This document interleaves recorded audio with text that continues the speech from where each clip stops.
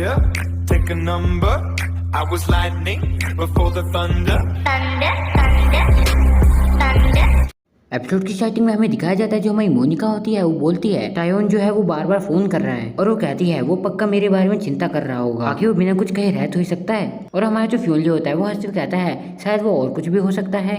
और वो ये भी कहता है उसने तुम्हें सुना था जब तुम चिल्ला रही थी तो वो पक्का सोच रहा होगा कि तुमने उसे चीट किया है। उसके बाद जो हमारी मोनिका होती है वो बोलती है क्या उसने मेरे को सुना था चिल्लाते हुए। उसके बाद वो मन में सोचती है कि शायद ये ज्यादा अच्छा होगा कि मैं उसे मैसेज करूं। उसके बाद जो हमारी मोनिका होती है वो बोलती है ओह मेरे को तो बहुत अच्छा महसूस हो रहा है। उसके बाद जो हमारा फ्यूनली होता है वो हंसते हुए बोलता है कैसी पागल लड़की हो तुम उसकी गर्लफ्रेंड थी और तुम्हें ये भी नहीं पता। उसके बाद जो हमारी मोनिका होती है वो बोलती है तुमने अभी कुछ बुरा कहा है ना तेरी तो। उसके बाद जो हमारा फ्यूनली होता है वो बोलता है नहीं तो मैंने तो ऐसा कुछ नहीं कहा, मैंने बस सोचा कि तुम बस एक अच्छी लड़की हो, मैं तुम्हें किसी और दिन सिखाऊंगा। उसके बाद जो हमारा फ्यूनली होता है वो ये भी बोलता है मैंने पूरी की पूरी जो नाइट है वो पेपर वर्क करने में बिताऊंगा और अगर तुम्हें यहाँ पे सोना है तो तुम सो सकती हो और अगर तुम्हें भूख लग रही है तुम लुइस को बोल सकती हो कुछ बना देगा तुम्हारे लिए और मैं तुम्हें कल वापस भेज दूंगा, ठीक है। उसके बाद जो हमारी मोनिका होती है वो हमारे बस फ्यूनली को देखते ही रह जाती है। उसके बाद हमारा जो फ्यूनली है वो बोलता है अगर तुम डिसअपॉइंट हुई हो तो मैं तुम्हारे लिए कुछ कर सकता हूं। और जो हमारी मोनिका होती है वो बोलती है नहीं कोई जरूरत नहीं है, तुम बस अपना काम कर लो, मैं तुम्हें डिस्टर्ब नहीं करूंगी। उसके बाद हमें दिखाया जाता है जो मोनिका है वो आराम से सोफे पे बैठी हुई होती है या फिर यूं कहूं कि लेटी हुई होती है और वो मन में सोचते हुए बोलती है ये बंदा कभी भी उदास नहीं होता है, ये हमेशा मोटिवेटेड रहता है। उसके बाद जो हमारी मोनिका होती है वो हमारी फ्यूनली को बोलती है मैंने जैसे सोचा था तुम वैसे लड़के नहीं हो, तुम रिच हो पर मैंने सुना था कि तुम एक पहले गरीब थे। उसके बाद वो ये भी कहती है कि टायोन ने उसे बताया था जो लोग होते हैं जो कि छोटी सोसाइटी में रहते हैं या फिर एक लो जगह में रहते हैं वो बहुत ज्यादा लेक्चर्स झाड़ते रहते हैं। उसके बाद जो हमारा फ्यूनली होता है वो इस बात पे बहुत ज्यादा गुस्सा हो जाता है और बोलता है अच्छा तो ऐसा कहा उसने। उसके बाद जो हमारा फ्यूनली है वो हमें बताता है कि जो उसके ग्रैंडपा थे वो एक सोल्जर थे और वो जो थे वो हमारे फ्यूनली के साथ बहुत ज्यादा स्ट्रिक्ट थे और जो मिस्टर एन थे वो कभी भी मैरी नहीं करने देते मेरे को उनकी ग्रैंड डॉटर से। और वो कहता है मेरे को चार्मिंग वुमेन्स बहुत ज्यादा पसंद है और वो अपनी जो राम कथा है वो गाने लग जाता है, मतलब बहुत लंबी सी चौड़ी सी अपनी वो चीजें पास्ट बताने लग जाता है बट हाँ जिसमें हमेशा की तरह उसमें बस उसकी तारीफ ही होती है। उसके बाद जो हमारा फ्यूनली होता है वो कहता है हे मैं तो तुम्हें एक स्पीच सुना रहा था और आखिर तुम इस समय सो कैसे सकती हो। उसके बाद जो हमारा फ्यूनली होता है वो कहता है लगता है तुम्हारा ब्रेन वॉश हो चुका है और वो तो तुम्हारी अच्छी किस्मत थी कि मैंने तुम्हें बचा लिया, बहुत ज्यादा लेट हो जाता जब टायोन जो है वो तुम्हें फंसा देता। उसके बाद जो हमारा सीन होता है वो शिफ्ट होता है। उसके बाद हमें सुबह का माहौल दिखाया जाता है जहाँ पे हमारी जो मोनिका होती है वो हमारी फ्यूनली को बोल रही होती है मैं तुम्हें दोबारा बोल रही हूँ तुम्हें मेरे और टायोन के बीच में आने की कोई जरूरत नहीं है, तुम बस दोबारा कोई ना कोई लफड़ा खड़ा कर दोगे। उसके बाद जो हमारा फ्यूनली है वो बोलता है मैं कभी भी कोई भी झगड़ा ऐसे खड़ा नहीं करता हूँ अगर वो दूसरा वाला में से ना करे तो। उसके बाद हमें टायोन को दिखाया जाता है जो कि हाँ बिल्कुल हमारी मोनिका से मिलने आया है लेकिन फ्यूनली भी यहाँ पे आया हुआ है क्योंकि वो मोनिका को बचाना चाहता है। उसके बाद जो टायोन है बहुत ज्यादा गुस्सा हो जाता है जब वो फ्यूनली को देखता है और वो कहता है आगे तेरी हिम्मत भी कैसे उसके साथ ये सब करने का। उसके बाद जो हमारा फ्यूनली होता है वो बोलता है तुमने जो मेरे को उसे दिया था और सही बताऊं तो मैंने बहुत ज्यादा मजे किए, वो सच में बहुत ज्यादा अच्छी है। और उसके बाद जो फ्यूनली होता है वो कहता है मैंने कभी भी नहीं सोचा था कि वो कभी मेरे को उसका फर्स्ट टाइम देगी। उसके बाद जो हमारा टायोन होता है उसकी तो कति खिसक जाती है और वो बहुत ज्यादा गुस्से में हो जाता है और उसके बाद जो हमारा टायोन होता है वो गलत समझने लग जाता है। सो जिन लोगों ने पिछला एपिसोड देखा है उन्हें पता होगा कि आखिर फोन कॉल के टाइम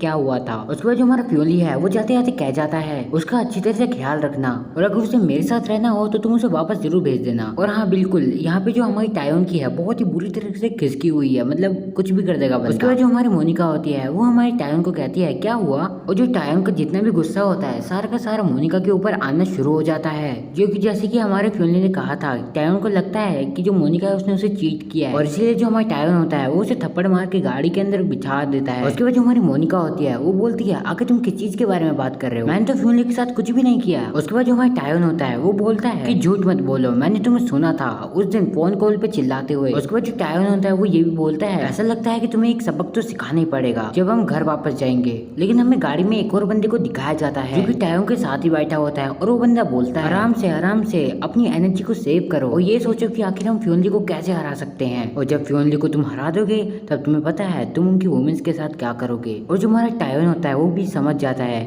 और वो कहता है बिल्कुल सही कहा। उसके बाद जो हमारा वो जो बंदा होता है वो दोबारा कहता है उसके पास कोई भी फुटिंग नहीं है, उसके पास बस एक रेस्टोरेंट है और जितनी जल्दी हम उसे खत्म कर देंगे वो एक भिखारी बन जाएगा। लेकिन फिर हमारा जो टायोन होता है वो कहता है मैंने तो सुना है जो जेक विल्सन है वो भी ऐसा नहीं कर पाया, वो तो हमसे भी ज्यादा ताकतवर है। तो फिर उस पर वो जो बंदा होता है वो कहता है असल में सही बताऊं तो वो स्टूपिड था इसलिए वो नहीं कर पाया कुछ, तुम बस वैसा ही करो जैसे मैं कहता हूँ, मैंने सब कुछ चीज अरेंज कर दी है। उसके बाद वो कभी दोबारा खड़े होने के लायक नहीं बचेगा। उसके बाद हमें मोनिका को दिखाया जाता है जो कि उसके पीछे बैठी हुई होती है कार में। वो लोग फ्योनली को हर्ट करना चाहते हैं, पर मुझे नहीं लगता कि वो एक बुरा इंसान है। और उसके बाद हमें दोबारा सीन शिफ्ट होता हुआ दिखाया जाता है, जहाँ पे हमें दोबारा होटल की तरफ यानी कि उस घर की तरफ ले जाते हैं, जहाँ पे हमें लूसी और यल को दिखाया जाता है, जहाँ पे हमारी जो यल है वो एक मेड बन रखी होती है और काम कर रही होती है। और उसके बाद जो हमारी लूसी होती है वो हमारी यल को कहती है, तुम कितनी ज्यादा बेवकूफ हो, तुम फ्लोर को क्यों नहीं साफ कर रही हो। फ्योनली गंदे हाउस को पसंद नहीं करता है, तुम्हें पता है ना। उसके बाद जो हमारी यल होती है वो उनमें सोच रही होती है, मेरे ख्याल से मेरे को इस समय इससे बहस बिल्कुल नहीं करनी चाहिए, जब तक मैं फ्योनली को वापस नहीं पा लेती तब। उसके बाद मैं इसे 2 मिनट में रहने दूंगी और घर से बाहर निकाल के फेंक दूंगी। लेकिन तभी कोई डोर पे आता है और लूसी कहती है, आखिर आप कौन है, वो भी इतना सुबह सुबह। और जो हमारी लूसी है वो यल को कहती है, जाओ और दरवाजा खोल के आओ। उसके बाद हमें दिखाया जाता है उसी बंदे को और यल को। उसके बाद वो जो बंदा होता है वो कहता है, यल देखो कितना लंबा समय हो चुका है और मैंने तो ये बिल्कुल नहीं सोचा था कि तुम फ्योनली की मेड बन जाओ। उसके बाद जो हमारी यल होती है वो कहती है, शेर लुक तुम यहाँ पे क्या कर रहे हो। सो हाँ, अब वो बंदा कंफर्म हो चुका है कि वो शेर लुक ही है। वो जैसे जैसे उसके प्लान लग रहे थे मेरे को तो वही लग रहा था वो। और उसके बाद जो हमारा शेर लुक होता है वो कहता है, गलत मत समझो, असल में मैं उसे यहाँ पे इनवाइट करने आया हूँ, एक कुलिनरी कंपटीशन होने वाला है और क्योंकि फ्योनली के पास एम्परर रेस्टोरेंट है तो वहाँ पे जरूर आएगा, है ना। उसके बाद जो यल होती है वो कहती है, अच्छा तो ऐसा ही था तो तुम उसे क्यों ना एम्परर रेस्टोरेंट में ही दे के आ जाते ही। उसके बाद जो लुक है वो अपने असली रूप में आ ही जाता है और कहता है, उसके बाद वो यल को कहता है, तुम अच्छी तरह से जानती हो कि मैं तुम्हारे साथ काम करना चाहता हूँ और मैंने सुना है कि तुम फ्योनली को दोबारा जीतना चाहती हो, पर अब तो उसके पास बहुत सारी लड़कियां हैं, क्या अब तुम्हें लगता है कि तुम्हारा कोई भी चांस है।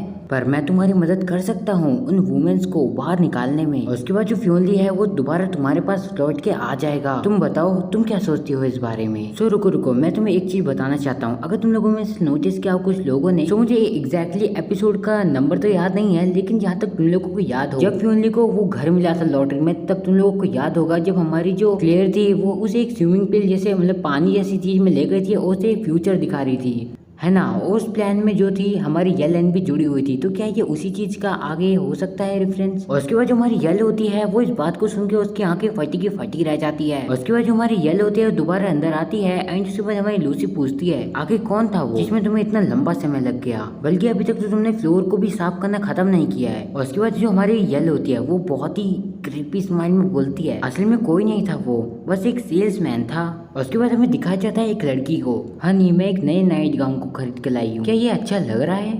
और वो लड़की और किसी से नहीं बल्कि फ्योनली से ही बात कर रही होती है और फ्योनली कहता है, अभी तुमने मेरे सामने अचानक से क्या पिक्चर डाल दी। और उसके बाद वो जो लड़की होती है वो बोलती है, तुम खुद पता क्यों नहीं लगा लेते। और उसके बाद हमारा जो फ्योनली है वो बोलता है, गाड़ी घुमाओ और चेन हाउस की तरफ चलो अभी के अभी। सो यार यहीं पे हमारा जो एपिसोड है वो खत्म हो जाता है। अगर तुम लोगों को आज का ये एपिसोड जो है पसंद आया है और तुम लोग चाहते हो इसके आगे के एपिसोड्स और देखना, तो तुम लोग दोबारा कमेंट कर सकते हो। हालांकि मैं तो इस सीरीज को आगे कंटिन्यू करूंगा ही एंड ये बहुत जल्दी खत्म भी होने वाली है और इसीलिए मैं तुम लोगों के लिए काफी नई जो कॉमिक्स है वो भी लाता रहता हूँ, ताकि तुम लोगों का भी जो मन है वो लगा रहे। तो आज की अगर वीडियो पसंद है तो वीडियो को लाइक करो, चैनल को सब्सक्राइब करो। बाकी मिलते हैं अगली वीडियो में, तब तक के लिए अंटिल पीस आउट।